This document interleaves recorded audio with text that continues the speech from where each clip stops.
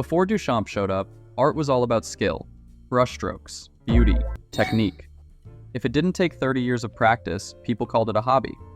Painters chased perfection. Sculptors worshipped realism. Museums were temples of talent. Every brushstroke was supposed to scream, "Look how hard I worked." But then came Marcel Duchamp, and he looked at all this and said, okay, but what if art wasn't about how you make it, but why you make it?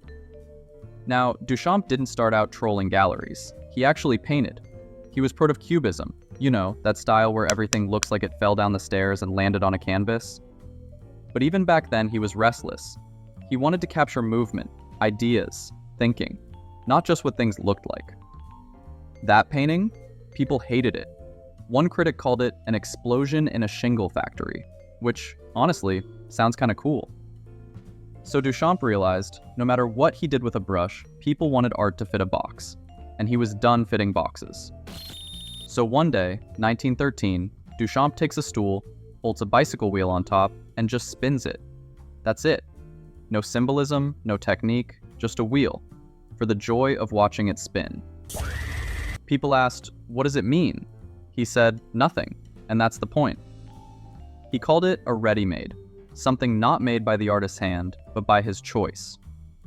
Next, he picks up a bottle rack from a store, literally a dish drying stand, signs it, and puts it in his studio. No paint, no carving, no effort. But because he chose it, looked at it differently, it became art. Not art to look at, art to think about. And then came Fontaine, the big one, 1917. He walks into a plumbing store, buys a porcelain urinal, flips it upside down, signs it R. Mutt, and submits it to an art exhibition. Now here's the twist. The exhibition promised to show everything. No jury, no rejections. But when they saw the urinal, they went, "Who made that mess?" They rejected it instantly. Too vulgar, too stupid, too weird. But that rejection?